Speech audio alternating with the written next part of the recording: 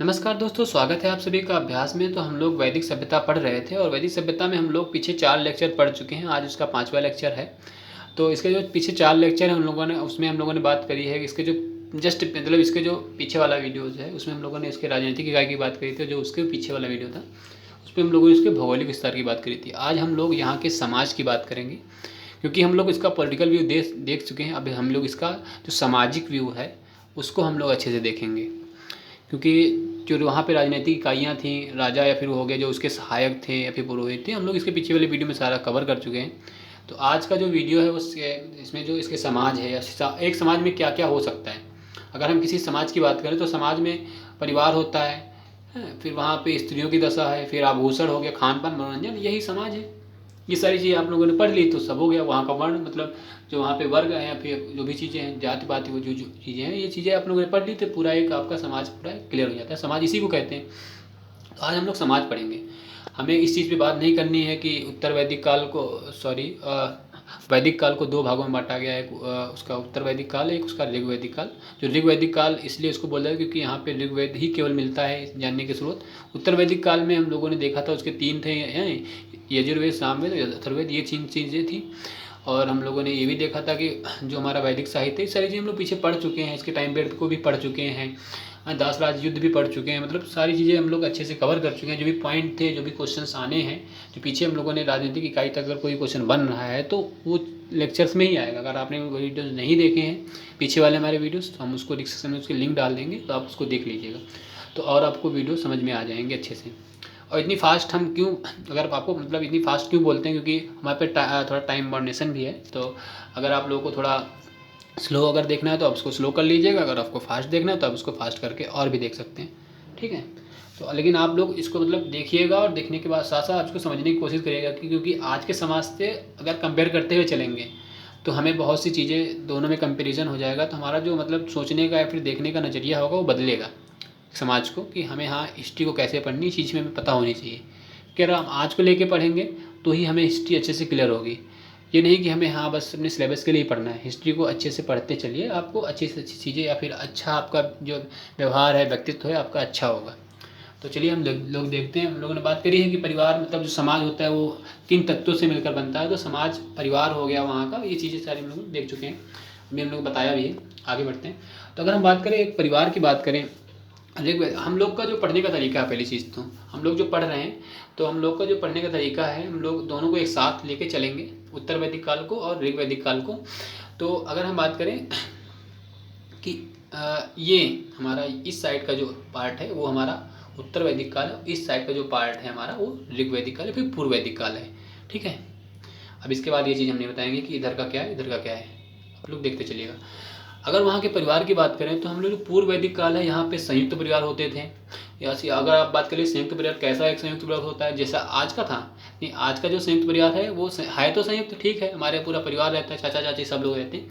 लेकिन अब हमारे यहाँ जो केवल हम लोग पिता का जो परिवार था उसके साथ रहते हैं। पहले का क्या था होती, या फिर वैदिक काल में क्या था कि हाँ वहाँ पे मतलब जो माता के भी मतलब जो परिवार के लोग थे और जो हमारे यहाँ पिता के परिवार के लोग थे, कम से कम 4 पीढ़ी एक साथ रहते थे। कहाँ पे, हमारे यहाँ पूर्व वैदिक काल में, ठीक है। तो अब हम बात करें कि जो इतने लोग थे तो वहाँ पे जो भाई थे तो भाई के लिए मतलब जो जितने भी भाई थे सारे भाइयों के लिए एक शब्द का प्रयोग होता था, वो नत्र शब्द का प्रयोग होता था सारे भाइयों के लिए। सारे लोग एक साथ रहते थे, लगभग 4 पीढ़ी के लोग।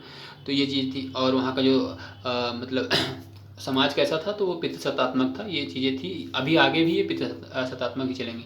लेकिन उत्तर वैदिक काल में क्या होता है, आते आते वहाँ पे देखो 4 पीढ़ी के लोग रह रहे हैं, यहाँ बस 1 पीढ़ी के ही लोग रहते थे। और यहाँ पे क्या हो गया कि अब माता का जो पक्ष था वो अलग हो गया था और पिता का पक्ष अलग हो गया था, दोनों लोग के अलग अलग थे। तो अब दोनों एक एक ही पीढ़ी साथ में रह रही थी, ठीक है।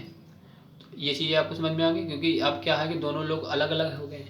जो पिता पक्ष और माता पक्ष एक साथ रहते थे इधर उत्तर वैदिक काल में, सॉरी पूर्व वैदिक काल में, और उत्तर वैदिक काल में अलग अलग रहने लगते हैं। लेकिन अभी एक चीज़ हमें कॉमन देखने को मिल रही है कि ये जो है पितृसत्तात्मक, ये दोनों में अभी चलता रहेगा। क्योंकि जो हमारी वैदिक सभ्यता है हम लोगों ने पहले बात करी है कि जो इसके पहले सिंधु सभ्यता हम लोगों ने पढ़ी वो मातृसत्तात्मक थी और ये एक पितृसत्तात्मक थी। ये एक ग्रामीण सभ्यता, ये चीज़ हम लोग भी पढ़ चुके हैं। तो हमें उस हिसाब से लेके चलना है कि हाँ गाँव में लोग कैसे रहते हैं। ठीक है, आगे बढ़ते हैं। वर्ण व्यवस्था वहाँ की कैसी थी? तो अगर वर्ण व्यवस्था की बात करें, उत्तर वैदिक और ऋग वैदिक की बात करें, तो अगर उत्तर वैदिक की बात करें तो यहाँ पे चारों वर्ण जो थे वो विभक्त हो जाते हैं, अलग अलग हो जाते हैं। लेकिन जो ऋग्वेद था हमारा, ऋग वैदिक काल था या फिर जो भी था, इसको पूर्व वैदिक काल भी बोलते हैं। तो यहाँ पे क्या था कि गौर और श्याम मतलब कलर पे हमें देखने को मिलता है, रंग पे देखने को मिलता है, समाज विभाजित था। और वरण और चयन मतलब अगर बात करें तो जो इनका जो उसका था चयन का वो था, तो ये चीज़ें हमें वहाँ देखने को एक मतलब कर्म प्रधान था, जो तुम कार्य कर रहे हो उसके अनुसार तुम्हें वहाँ पे जो वहाँ समाज था वो बोले ना वर्ण या चयन 10वें मंडल में देखने को मिलता है वहाँ पे, जो जिसमें पुरुष हुआ होगा था। इसमें ये एक मतलब एक चीज़ निकल के आई थी कि 10वें मंडल में जो पुरुष सूक्त था वहाँ पे एक चीज़ हमें निकल के आती है कि हाँ पुरुष सूक्त में ये हम लोगों ने पढ़ा था कि मतलब कि 4 वर्ण वहाँ से निकल के आते हैं, 4 वर्ण निकल के आते हैं। ब्राह्मण हो गया, हमने ये लोग पीछे हम लोग पढ़ चुके हैं। ब्राह्मण जो अगर किसी एक व्यक्ति की बात करें तो उसके सर का हिस्सा वो ब्राह्मण, जो उसकी भुजाएं हैं वो क्षत्रिय, और जो उसका उदर है वो वैश्य, और जो उसके पैर हैं वो शूद्र। ये चीज़ हम लोग पीछे पढ़ चुके हैं, पुरुष सूक्त में पढ़ चुके हैं ये चीज़ें हम लोग। और एक यहाँ कर्म प्रधान था, ये चीज़ भी हम लोग पीछे पढ़ चुके हैं।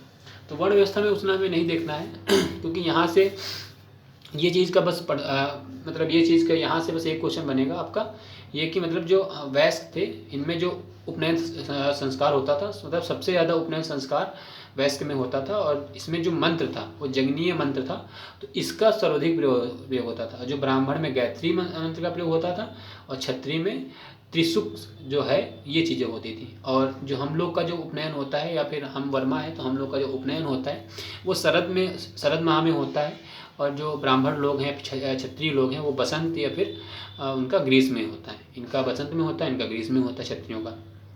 तो ये चीज़ें थी, और यहाँ पे जो सामाजिक धार्मिक कारणों के आधार पर ये चीज़ें हमें यहाँ पे विभक्त हो जाता है, मतलब जो समाज था वो टूट जाता है या फिर अपने वर्णों में हो जाता है। यहाँ पे अभी उत्तर वैदिक काल में हमें देखने को मिल जाएगा, अगर तुम मतलब जो शूद्र वाले काम या फिर आप खेती वगैरह कर रहे हैं तो आपको मतलब वही चीज़ें करनी है, आप उसी में आ जाते हो। फिर आप अगर रक्षा कर रहे हो, फिर आप ब्राह्मण हो तो आपको मतलब ब्राह्मण कुल में ही रखा जाएगा। ये सारी चीज़ें हमें उत्तर वैदिक काल में देखने को मिलेंगी। अगर आप अभी आगे हम लोग पढ़ेंगे स्त्रियों की दशा के बारे में, तो जो ऋग्वेद है या फिर पूर्व वैदिक काल है यहाँ पे स्त्रियों की दशा बहुत अच्छी थी, और उत्तर वैदिक काल में बिल्कुल दयनीय हो जाती है। सारे दुखों का कारण स्त्रियों को बोल दिया जाता है सीधा सीधा। तो चीज़ें हमें देखने को वहाँ पे आगे मिलेंगे, और सारे दुखों को कारण जो बोला गया वो ऐतरेय ब्राह्मण में बोला गया। आगे हम लोग सारी चीज़ें पढ़ेंगे ये चीज़ें। तो आइए आगे बढ़ते हैं। तो आगे की बात करें, स्त्रियों की दशा की बात करें तो सर्वश्रेष्ठ जो थी यहाँ पे स्त्रियों की कंडीशन थी पूर्व वैदिक काल में। इनको जायदे स्तंभ शब्द का प्रयोग होता था, मतलब घर में जो अगर बात करें स्त्री के महत्व के तो जायदे स्तंभ मतलब एक मतलब स्त्री के बिना वहाँ पे घर की कल्पना ही नहीं की जा सकती थी, वो वहाँ पे पूर्व वैदिक काल में था।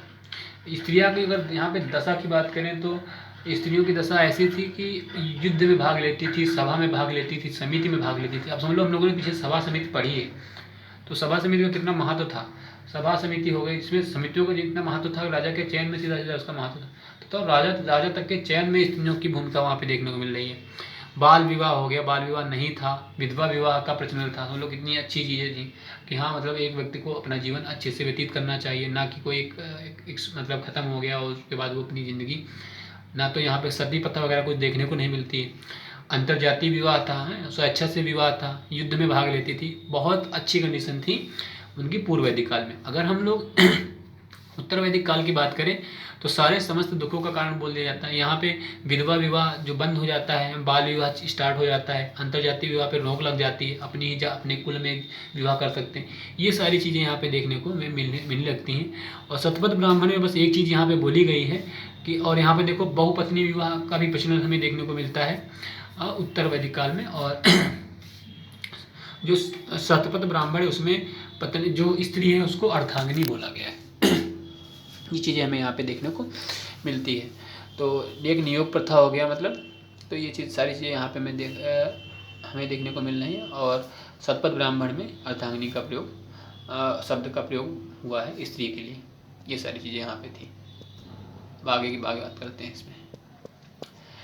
तो खान पान जो था, खान पान सेम था दोनों का, मांसाहारी और शाकाहारी थे, इसमें उतना बात नहीं करनी है। खान पान में यही था।